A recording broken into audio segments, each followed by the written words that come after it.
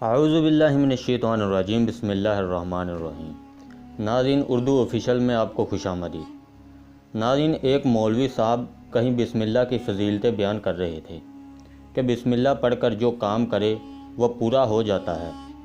ایک جاہل گنوار نے سنا اور کہا کہ یہ ترکیب تو اچھی ہاتھ لگی ہے، مجھے ہر روز کشتی کے پیسے دینے پڑتے ہیں، اب سے بسم اللہ کہہ کر پار اتر جایا کروں گا، روزمرہ پیسے دینے سے تو جان چھوٹے گی۔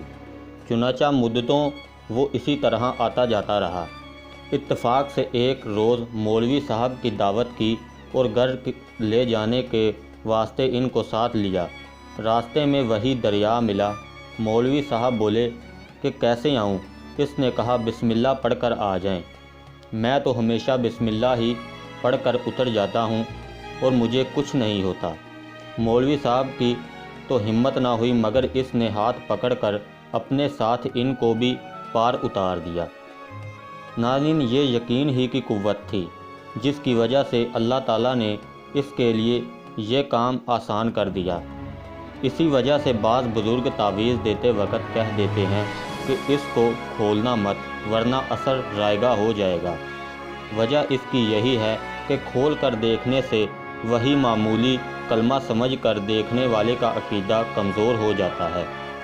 ناظرین، آپ کو ایک اور واقعہ اسی طرح پیش کرتا چلوں کہ حضرت امام شافعی رحمۃ اللہ علیہ اور حضرت امام احمد بن حنبل رحمۃ اللہ علیہ کسی جگہ تشریف فرما تھے کہ حضرت حبیب اجمی رحمۃ اللہ علیہ بھی اتفاق سے وہاں پہنچ گئے۔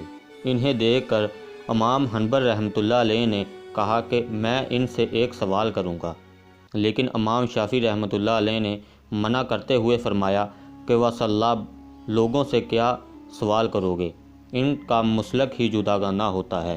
لیکن منع کرنے کے باوجود انہوں نے یہ سوال ہی کر ہی ڈالا کہ جس شخص کی 5 نمازوں میں سے ایک نماز قضا ہو گئی ہو اور وہ یہ بھول گیا ہو کہ کون سی نماز قضا ہوئی تو اس کو کیا کرنا چاہیے؟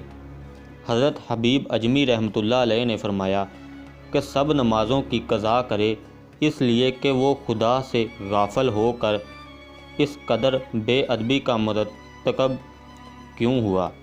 یہ سن کر امام شافعی رحمۃ اللہ علیہ نے کہا کہ میں نے اسی لیے منع کیا تھا کہ ان لوگوں سے کوئی سوال نہ کرو۔